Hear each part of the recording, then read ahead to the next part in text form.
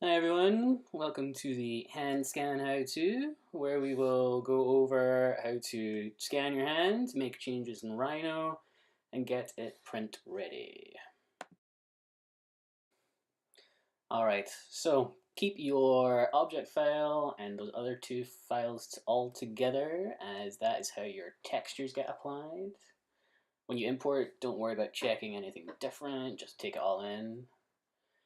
So let's look at rendered view really quick, just to make sure that we see the color looks good. Ooh, looks like I've got some messy things in there.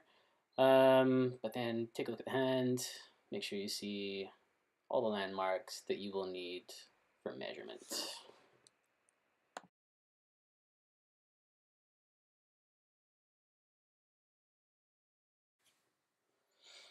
Alright, so let's take apart the things that we don't need. So I'm going to use this split disjoint mesh command, and anything that's not touching each other is going to separate out. So from here I can select the bar, select any craft that I need to get rid of. I'm just going to go through and delete what I can that's really obvious that I don't need.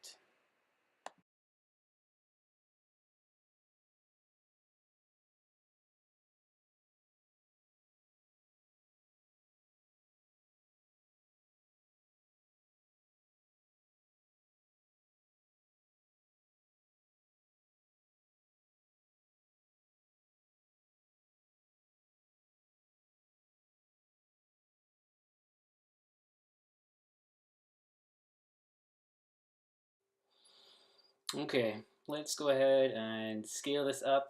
I'm going to use the gumball little square arms here and just scale everything by 1,000, and this should get you pretty close. Everything's in millimeters here.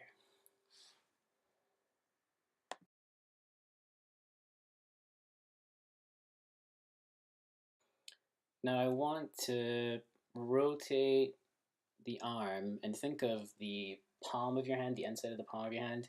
You want it to sit on that red line there. So I am zooming out and I want that palm of the hand to sit just right above the x-axis there. So I'm just slowly trying to figure out what needs to be done. And I'm using all three views, you can see.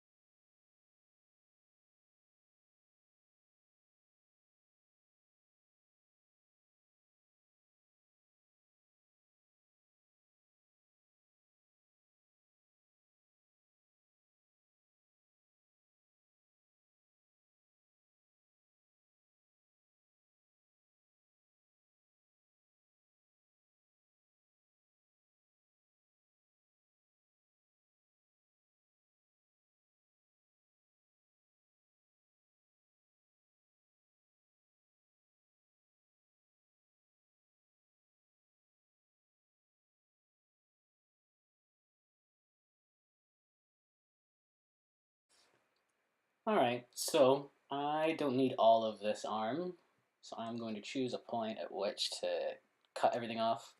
So I'm just using the line tool to draw in the right view here, and then I'm going to use that project curves command from our footwear studio that will project that line as a polyline directly around the hand there.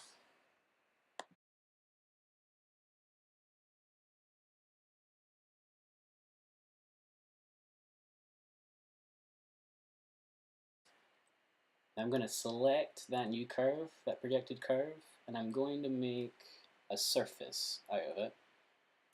And then from that surface, I'm going to use the gumball to extend that surface just past the actual arm itself. That way I can see it sticking out. And then think of this surface as a cutting plane. So I'm now going to use the split tool to separate the bottom portion of the arm so that I just have the hand.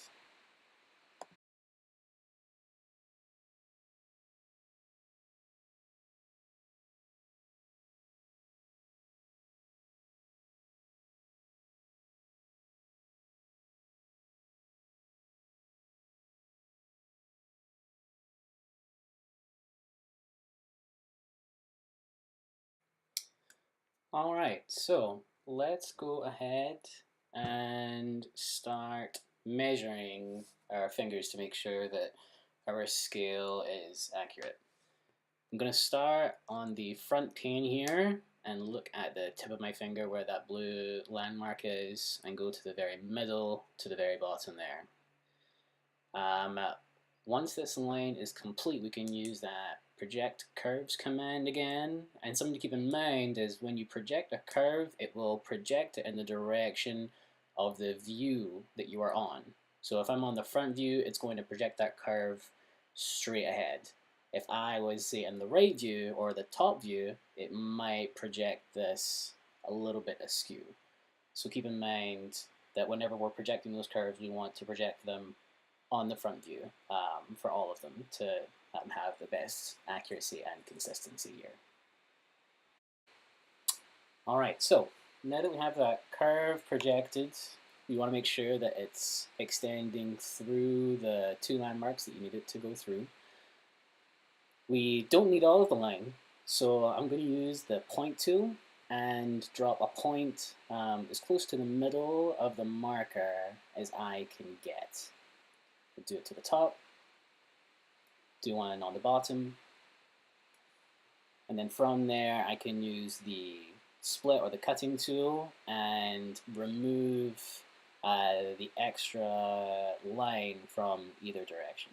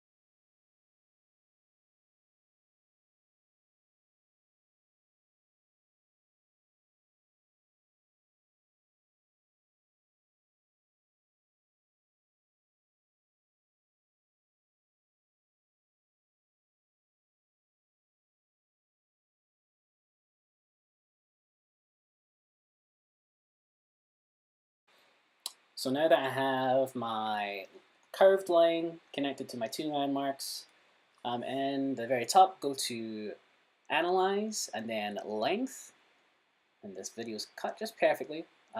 So in the bottom left corner, you will be given that measurement, and then you can compare that with your actual measurement and perhaps maybe rescale if needed. Okay, so this section here is really if you have lots of problematic data inside or outside the arm. If your hand looks really clean and you don't have any goop inside, skip this by a couple minutes here. I'm really going to just go through how I removed all of this interior information from my hands that I don't need. Now the reason the split disjoint mesh command wasn't working for me is because everything inside is connected to the outside. And the way that they're all connected is right at this hole here. So it's almost like an inverted kind of structure. So the way that I will separate these two is I'll use the delete mesh faces command. And that what that lets me do is select the individual triangular faces here. And what I'm more or less going to attempt to do is sort of make a selection ring. Like I'm going to slowly move around the model itself and I want to delete the mesh faces and kind of around this border here, so that when they're cleared out, I can run the disjoint mesh command again, and now that they're two separate meshes, it'll let me delete the rest of everything inside. So I don't have to go through and select every single mesh face. I'm just going to focus on what is happening right underneath my thumb where those two connection points are. I know that everything on the outside I really want to keep, and everything on the inside I want to get rid of. So this is that nice transition point where I'm going to clean out what I can.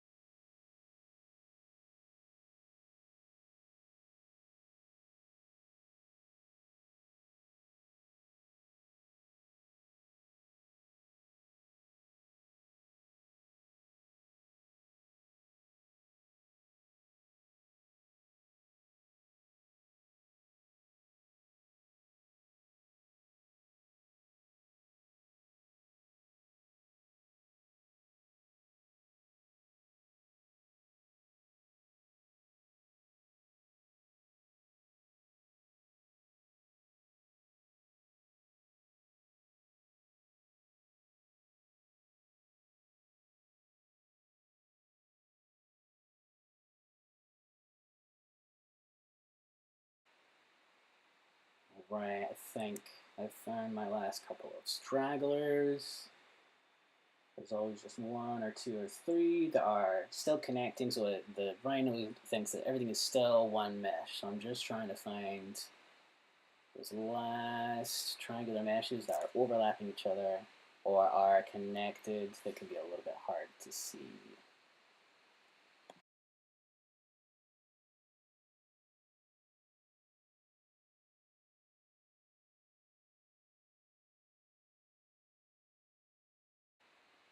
Alright, let's try that split command, split disjoint command again. And success. So you can see that everything on the interior I can select, everything on the outside I can select. So I'm going to delete that interior, and look at that. Much, much better. Only one layer. Just making sure my render is still there. And you can see I've got a few things to clean up, but really not too bad. Okay, so this next section is on hole repair. I've deleted a few faces just to really emphasize where you can see them. Now, if you can't find these edges, there's a command. Actually, let's try and check first to see how our mesh is doing.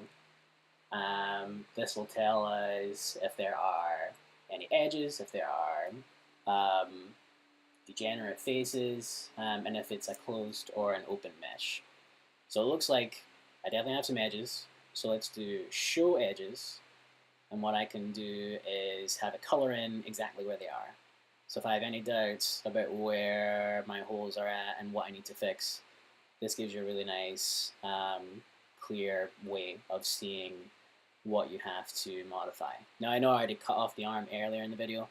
I just wanted to show this one as I think it demonstrated it a bit better than the really, really small tiny holes that we're dealing with here.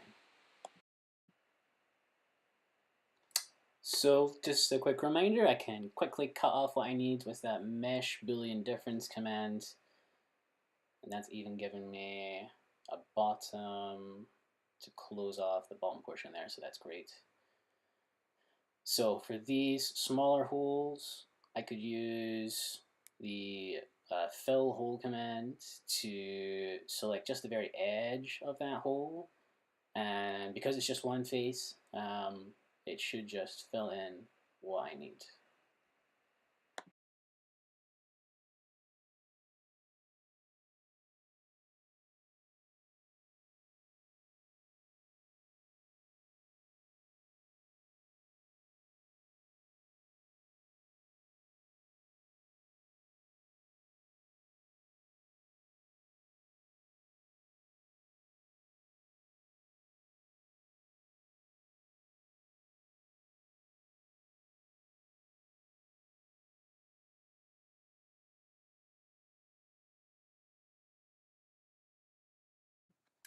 Alright, I'm going to swing inside the hand here and clean up a bit more of that really crazy hole that was underneath my thumb here.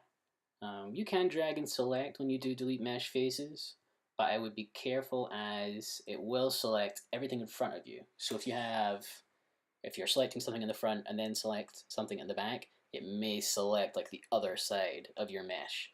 So just keep a good eye out for those yellow highlights, as if you see one that is like way far off or it seems like a really odd size, chances are it's from another portion of the mesh and you want to deselect those ones. You can hold Control or Command on a Mac to deselect in case you accidentally select something.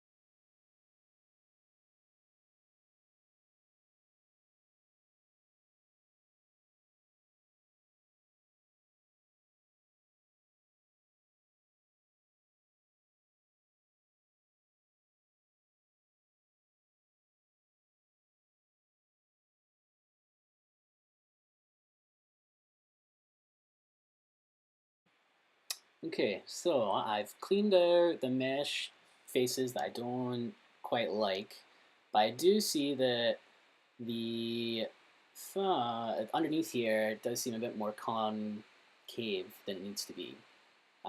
So with control points turned on, I can use the drag to select tool and select control points themselves, and then using the gumball tool, I can move them inside and out.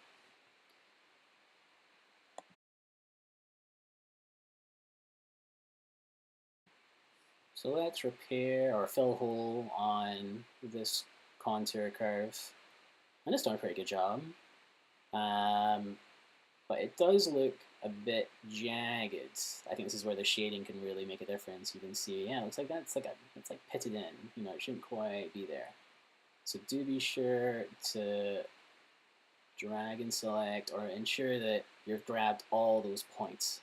You don't want to grab one triangular face and lift it away from the others. It's resolvable, but a bit trickier to see in action. So I'm just using the shading features in Rhino to figure out what I need.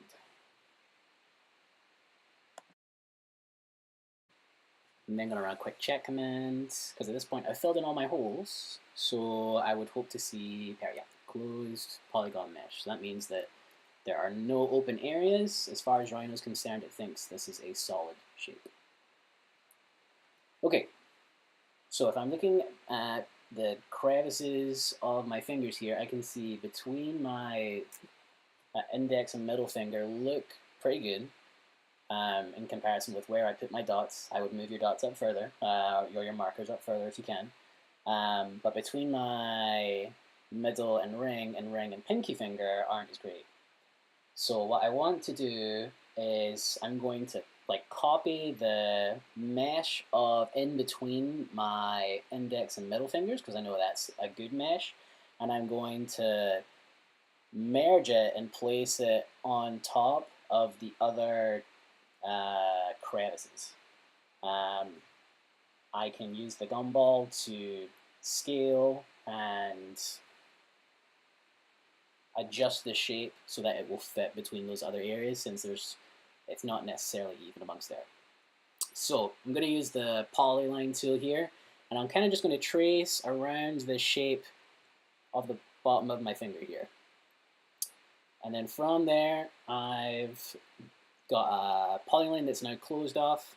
Go ahead and copy this shape and then paste it in place, and then use the gumball and you can move that shape towards the other side of your hand here. Now as I tilt my hand up and down, you know, there's kind of like a little slope between the crevices of your fingers as it falls on down. So I've kind of just picked, okay, that looks about where that's tilting down, and I'm going to use the green arrow and kind of align the two so that it kind of roughly, very roughly, follows the path of where my finger falls through here.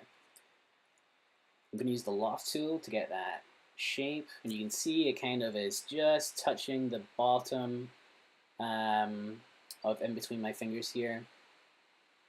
So I'm going to use the gumball tool, and the goal is to, inside this lofted area, I want to grab the information regarding where that mesh is. So I don't want the whole mesh. I just literally want what is in between my fingers here, and then you can see I'm grabbing some of the inside of my fingers on either side, and these will be helpful for just aligning, marking off, and making sure that I'm setting the thing in the right area here. And what I'm trying to do is just slowly move the shape around so that I'm capturing just the very front of the inside of the palm of my hand. You can see me just moving it down a bit. I'm just trying to grab only what I need. I don't want too much, but then I don't want too little either.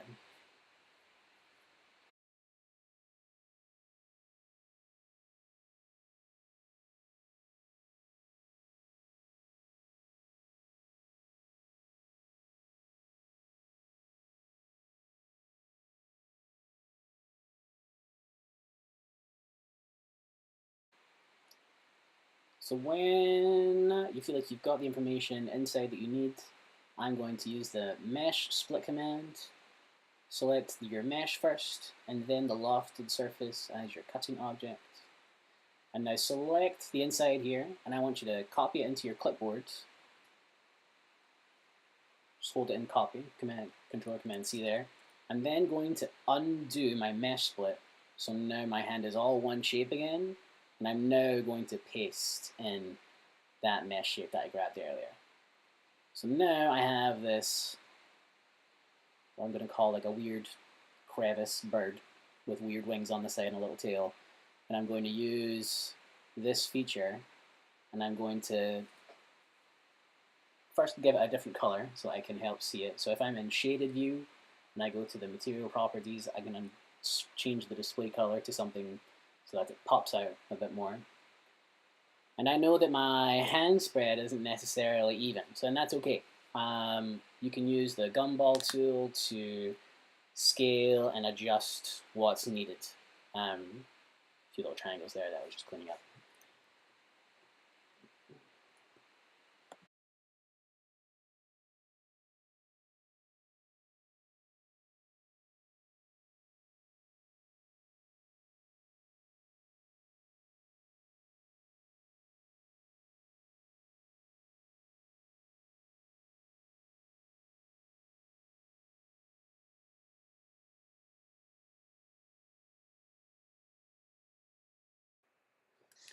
And so the goal is, right, I've got this extra material inside this finger here, and my red curve is going to be the new curve. So you can see I've got this information that's sticking in the middle of my red clippy mesh, and this is what's going to get removed. That red mesh is going to be the new curve. Everything above in here is going to get taken away. Now I don't want that red mesh to reinsert itself back into my hand right after the mesh that I want to be removed. So you can see here I'm trying to use my control points on here, and I'm lifting that wing away from my finger, so only the crevice is going to get removed. I don't want anything sticking in either way here. So if I use the Mesh Boolean Split tool, when everything's in position, I'm going to select the red clipping mesh first, and then the interior, the part of the hand I want to be removed. And you can see here, it's now giving me a new curvature on the inside of the shape, and I can rinse and repeat for the other fingers. Okay, so for creating a way to mount your hand here, I'm going to drag the hand so that now the very bottom of the hand is sitting just above that level there. And I'm going to draw a square that encompasses the area of the wrist.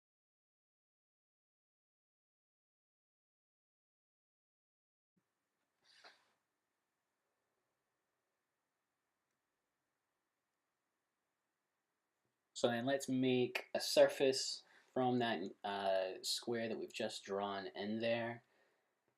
And this surface will now be our drawing area for where we're going to position our devil mount here. I'm making some adjustments to the surface as the center of this square is kind of also going to be more or less the center of my wrist. So I'm using those midpoint lines to know where the center of this square is at. So I'm just making those adjustments so that the top and bottom and sides just touch the wrist here. Alright, I've moved this surface to a second layer, and I'm hiding my whole hand mesh because I don't really need it at this moment in time. And then I want to use the drawing a circle command, and I will use a diameter of 36 millimeters. which is about just over 1¼ inches, which is the size of the dowel rod that we can use here. That way it should fit in just nicely, with maybe a little bit of room for some glue or some way to keep everything in place. Okay, so go ahead and copy your circle and bring it up 1 inch or 25 millimeters. And then we can loft these two curves together to give us the sides of the cylinder here. So I've got my sides. Now what I want to do is give this cylinder a top and a bottom.